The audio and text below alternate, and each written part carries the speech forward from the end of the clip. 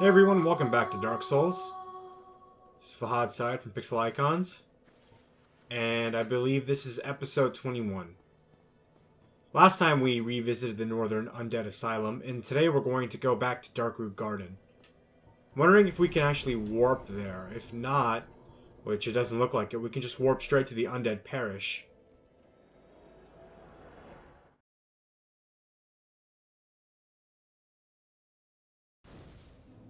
Now, we killed Havel in the basement of the tower in Darkroot Basin, but we never explored the rest of the area, and I think that's what we should do now. If I sound a bit weird, that's probably because I'm trying out a new microphone setup. So, if I sound too distant or something, then I'll go back to the old layout next time.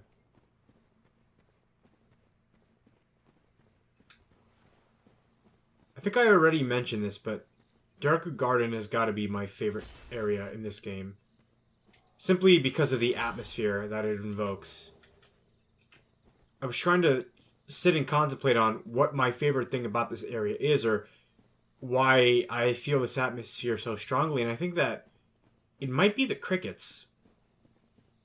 If you examine this area closely, it doesn't do the best job of creating a forest-like environment, right? What it does use is a bunch of shortcuts that makes the area feel much more lush and dense than it is. There's a lot of big walls here, but they cover them in moss and greenery and shrubbery to make them feel like very forest-y, right? Very forest-like. What this does is help funnel you along the path the designers intended, but still give you the feeling that you're in a forest. The water is a nice touch. The moss everywhere, even on the trees.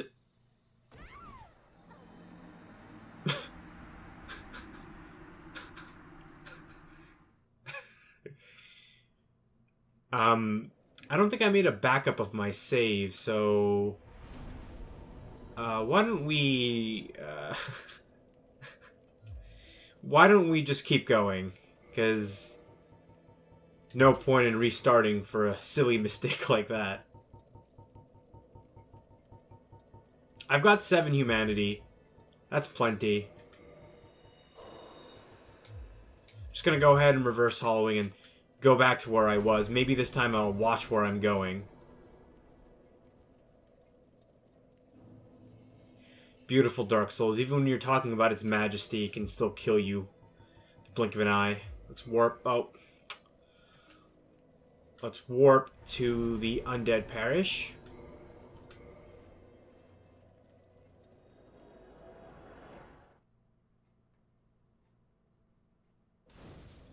Let's try this again. First of all, I'm going to rest at this bonfire.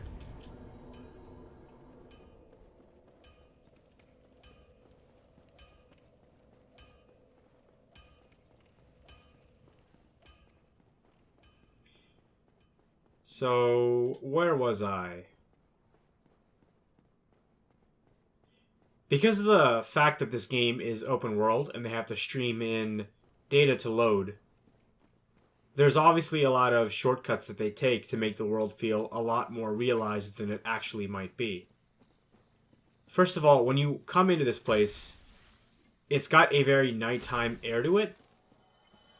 Unlike the Undead Parish, which is still maybe like a afternoon type lighting and world theme. It's hard to tell if, once you walk in here, if it's so dark because of how lush and thick the tree plumage is, or if it's just meant to feel like night here eternally, right? Regardless of what decision they made, why they wanted it to feel like nighttime,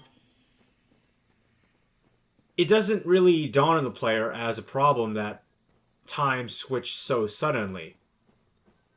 Just thinking about it now, I recognize it, but it's more subtle than that. This lighting and feeling isn't established through light sources. It's more of a gradient. They make this area dark and they put some flowers with lights, but it's this blue hue here that makes the world feel so dark. I think I said this already, but the crickets are definitely my favorite touch in this area. I love hearing them because it really does make you feel like you're in the forest, in the woods. These little speckles here make this whole place feel whimsical and mysterious and magical. So we can go that way, which will take us to the Moonlight Butterfly. Or we can go down this way, back the way we came.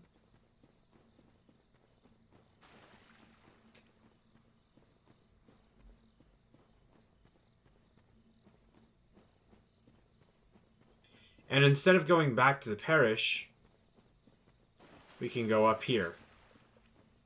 And these were the glowing flower traps that I was talking about that could be used earlier as a way of luring players towards them, thinking that they're items. But they're a different color, very subtle, very nice.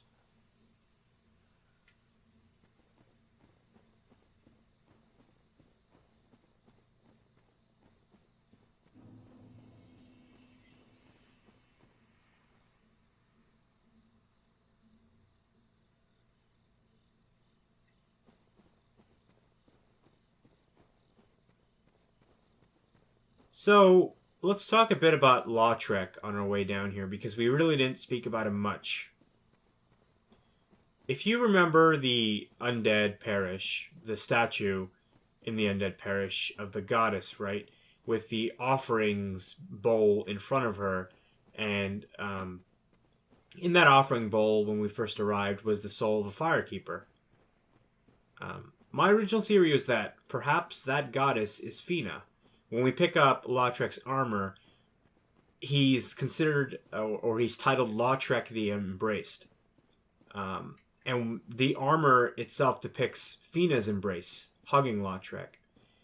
And the description of it tells the fact that he forsook everything for the love of his goddess. I think perhaps that he murdered a firekeeper and offered her soul to Fina. And once he was freed, he wanted to kill another firekeeper to do more or less the same, since we took the old one, even if we don't take the old one. The reason why he doesn't deposit it in the chapel and go straight to Anne Orlando is maybe he's fearful of us.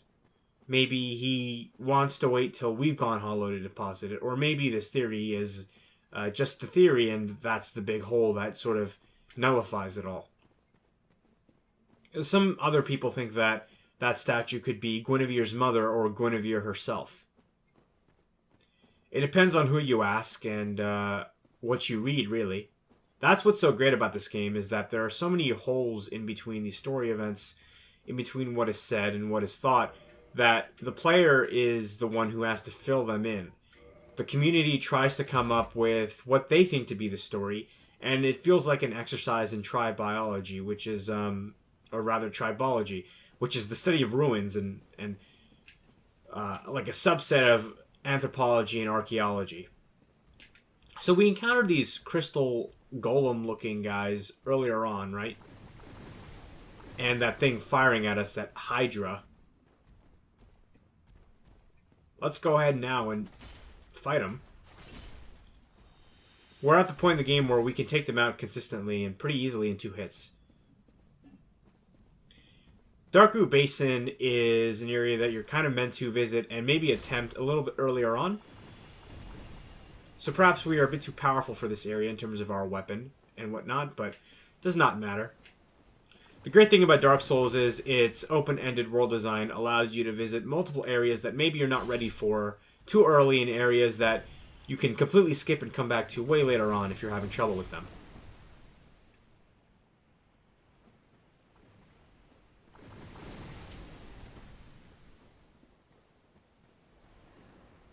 I'm going to try to lure this golem into this water here, but I'm not doing a very good job of that. I'm getting hit myself, more like it. There we go. And perfect. That was my plan the entire time, to get knocked down and look like an idiot for attacking too early. Okay, so we've killed all the golems in the area. Now all we have to do is kill the hydra.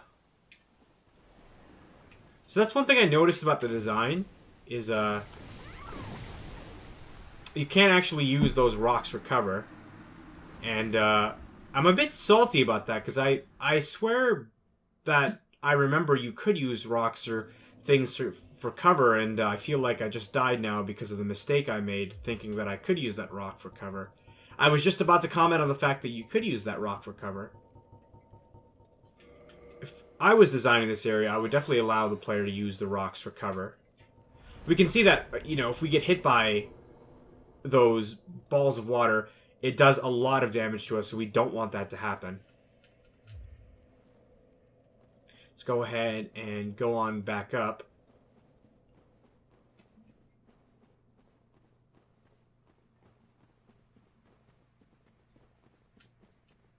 A subtle design thing that I noticed about that bonfire there is that there are two ways from there. You can essentially go down to the Valley of the Drakes, which I showed a little bit earlier, I think.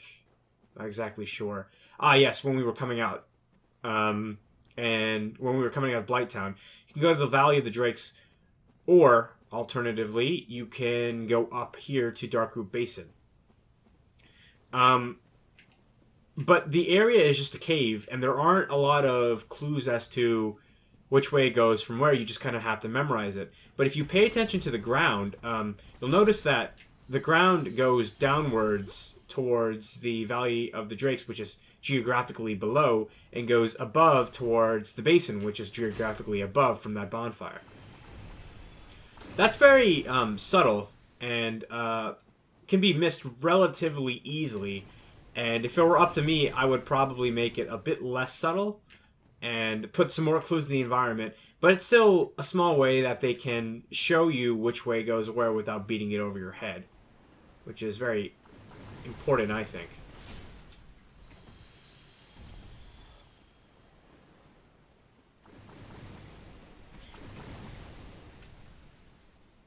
This hydra is getting on my nerves.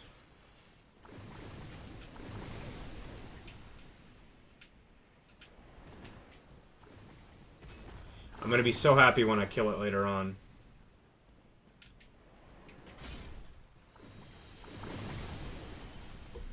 So you're being pelted from a distance by this hydra. You want to get up close. The best strategy is actually to run forward to here.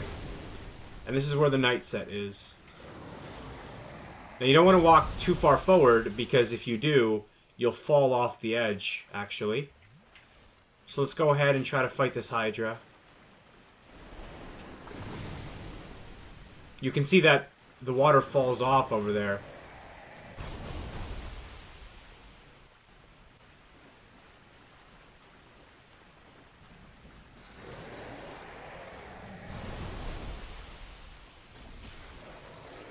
Now, each attack we make on the hydra will try to sever one of its heads. Since we're doing this a bit late in the game, we're able to pretty quickly sever their heads in one strike with our Mighty Zwei.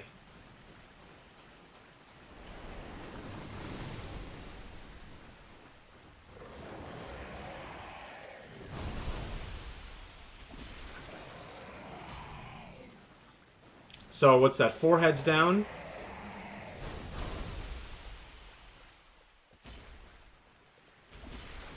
Five heads down.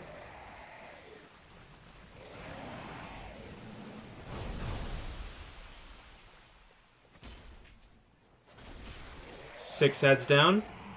Only 2 more to go.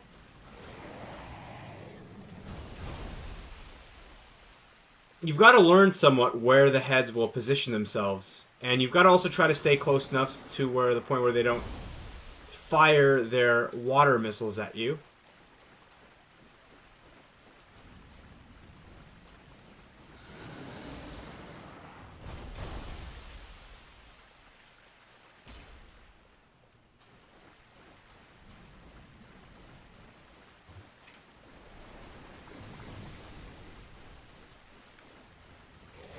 The one thing I dislike about the Hydra fight is the fact that it's very hard if you're a purely melee-based character.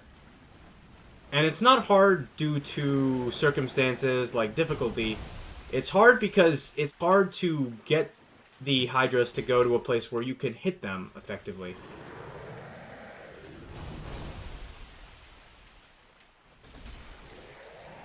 You have to sort of learn the positionings as you're going through the fight, but there's no good tell. Rather, you just have to walk around and hope that you're close enough to the point where the hydra head is going to come down. So what I'm trying to do now is get close enough to the hydra head and watch to see where it lands to hit it. And obviously, I'm having a difficult time with this final head here.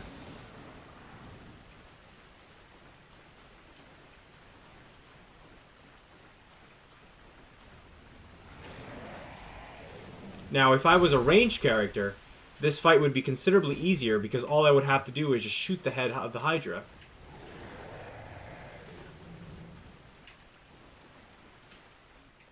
There we go. And down goes the hydra.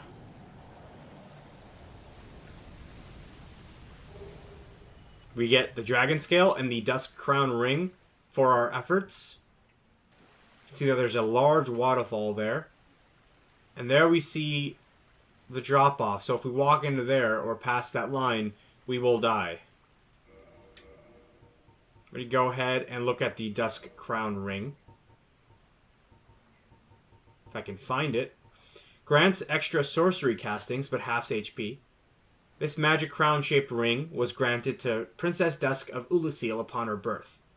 The ring stone allows its wearer to cast additional sorceries, but at the cost of 1/2 of HP.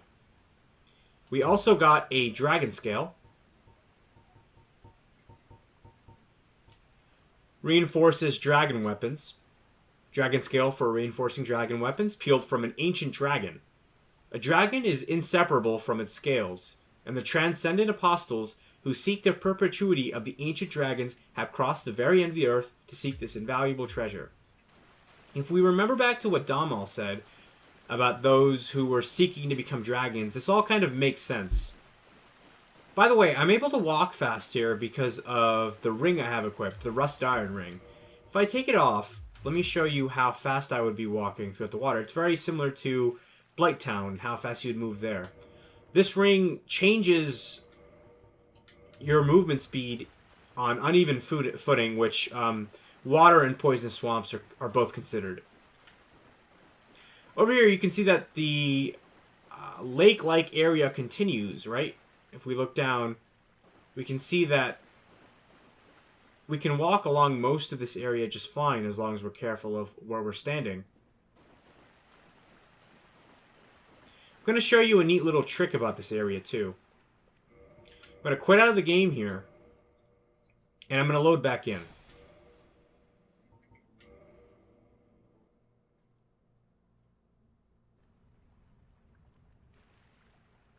Back here,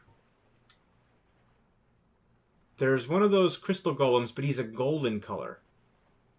Now, I think you're meant to see this on your second visit here, or your visit here after you kill the Hydra. And it's to reward you for replaying the game, or replaying or revisiting this area.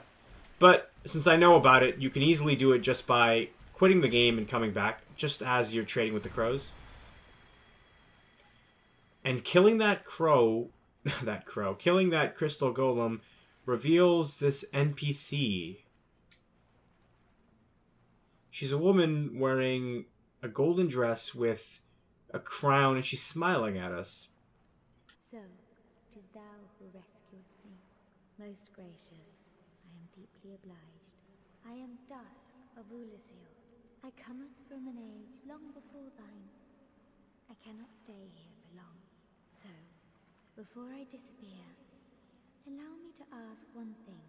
My home, Ulasil, is the home of ancient sorceries. My hope is to pass this profound knowledge to thee, with thine approval.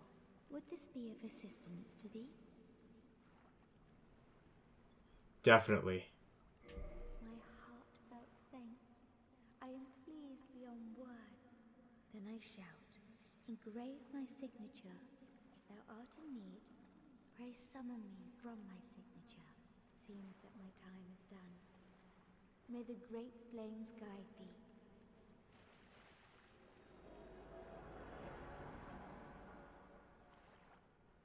So, Dusk here was imprisoned in that crystal golem. She's from another time. As we remember, the flow of time is distorted in Lordran. Maybe those crystal golems act as a way to keep it distorted and keep things from going back to their natural state. In her moment of transience, she tells us that we can try to summon her for sorceries. There's also this nice rock here, which is illuminated weirdly in comparison to everything else. So we have to revisit this area one more time to find her summon sign.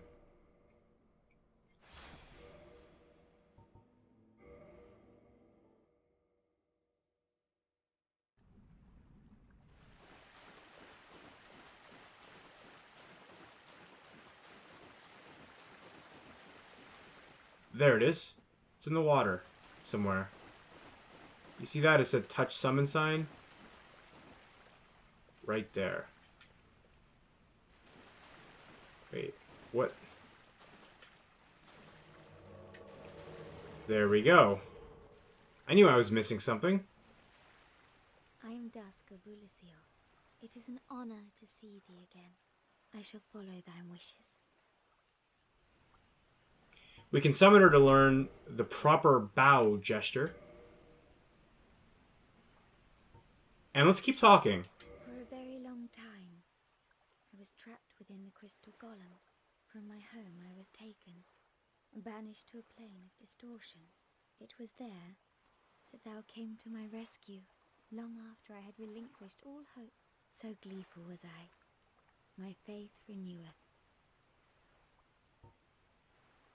The sorceries of Ulyssiel differ from the magic of thine age. It is difficult to explain. Ulyssiel's sorceries are, what doth one say? They're somewhat of an approximation. Thine sorceries are more straightforward, negating all but thyself. Dost thou not find some fascination in these discrepancies? So the sorceries of Ulyssiel versus the sorceries of Vinheim are more of approximations of something?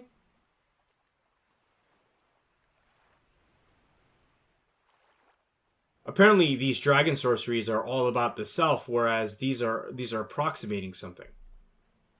Close to something. We just have to figure out what that something is. The sorceries of Ulyssiel differ from the magic of thine age. It is difficult to explain. Ulyssiel's Right. So let's go ahead and look at her sorceries and see maybe what they're approximating if we can glean that. Hidden body, cast light, repair, chameleon, hidden weapon. Ulyssiel ivory catalyst. Let's start with this. Sorcery catalyst of Lost Land of Ulyssiel. Formed by enchanted white bark branches. The white bark boosts sorcery adjustment, but the sorceries of this lost land are gentle and not affected by intelligence. Huh. So they don't require much intelligence, they just require 14. And apparently they aren't affected by intelligence either. You can see that it scales with a C with intelligence. And you notice that it says that they're gentle. As if non-gentle sorceries are the ones that are affected by intelligence. It's remarkable. So let's start with Hidden Body. Ancient sorcery of the lost land of Ulyssiel. Turns body nearly invisible. Although perfect invisibility is unachievable due to the risk of dissipation, the caster needs only stand still for a moment to blend into the environs with astounding camouflage. Cast light. Cast brilliant light upon surroundings. This light-producing sorcery is elementary, but nonetheless demonstrates the achievements in mysticism of Ulyssiel. Such magic has not been developed even in Vinheim. So, all the sorceries of Vinheim are soul-related, right? Soul orb, soul spear, soul mass, soul dart. these have nothing to do with souls. They're approximating the world and light, it seems, rather than being about oneself, rather than being about one's soul. That makes sense. I'm going to go ahead and buy Cast Light. Repair.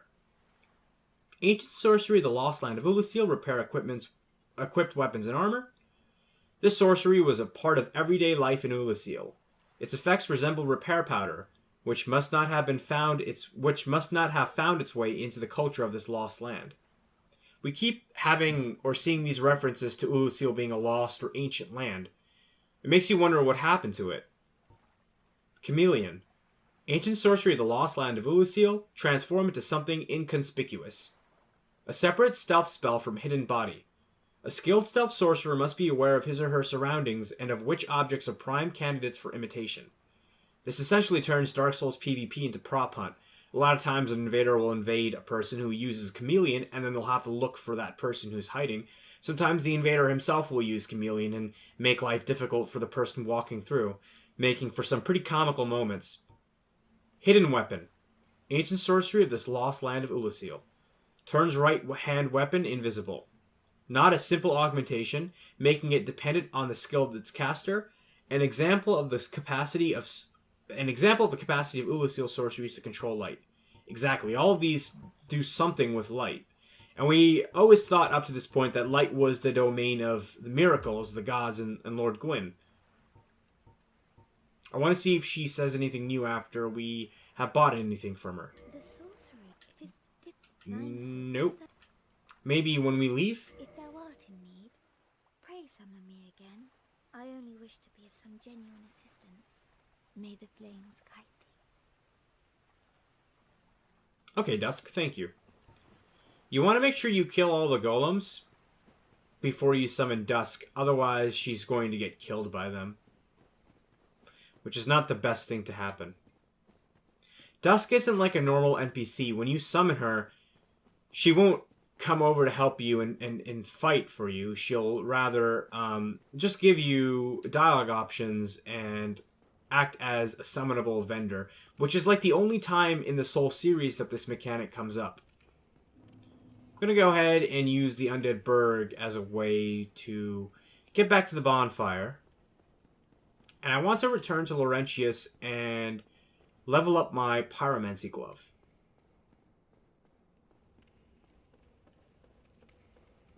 Surprise, motherfucker. Chop this guy in half.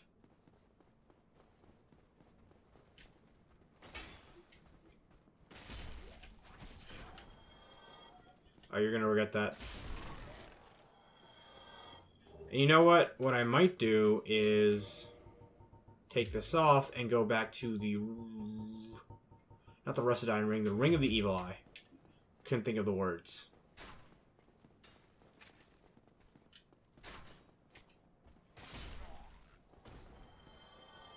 And it's funny now that this area, while it didn't give us trouble in the past, has now become completely trivial in its difficulty.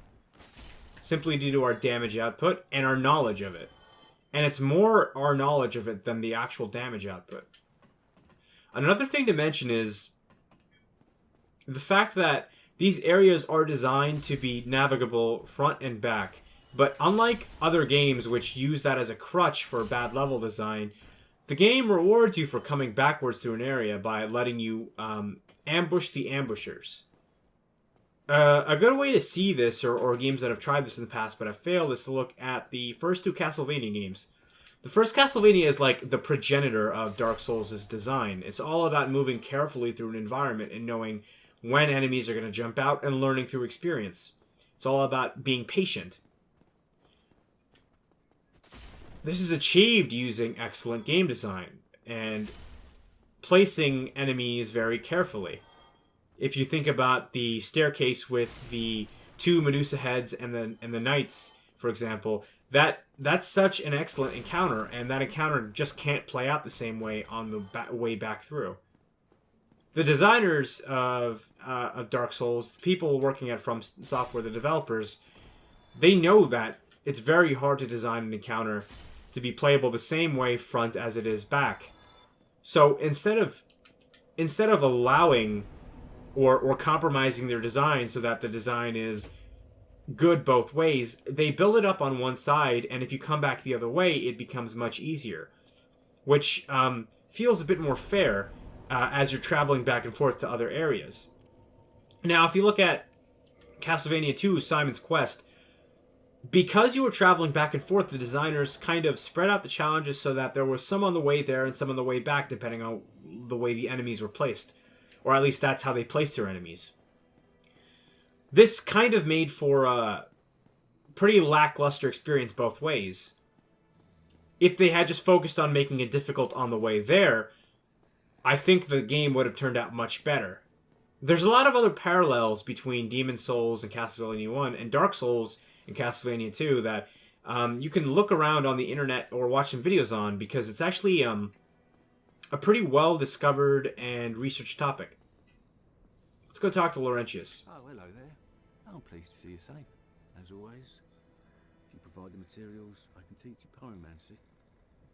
I want to go ahead and ascend my pyromancy flame to +8. Or, sorry, yeah, +8. And we're just shy of ascending it to +9. Goodbye then. Come back if you find anything new. Frampt is asleep again. Why don't we go ahead and eat a soul? Maybe the soul of a hero. I think this will give us 2,000. This will give us 10,000. My, was I wrong. Oh, hello there. I'm pleased to see you, as always. Gonna go ahead and go to +9. And we're very close to +10. Goodbye then. Come back. I want my +10, damn it. I could eat one of these souls, but I really don't want to do that.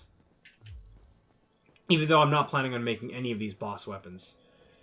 I might go ahead and do it later, but... yeah, I'll probably save it for later. I'll just accumulate the souls naturally then. I keep burping. Alright guys, I think this video has gone on long enough. It's one of the shorter ones, but I think that's enough for busy work. On the next episode, we're probably going to head straight to the Regal Archives in Anne Orlando. Maybe see if we can find Master Logan there. And take on Seath Descalis. Thank you so much for watching. If you liked it, be sure to share, comment, rate, subscribe, rate 5 stars, favorite the video, up dude, up Bernie, whatever. As always, this has been Fahad Syed from Pixel Icons, and I am signing out. See you on the next episode. Actually, we learned a better gesture than this. Let's try this one.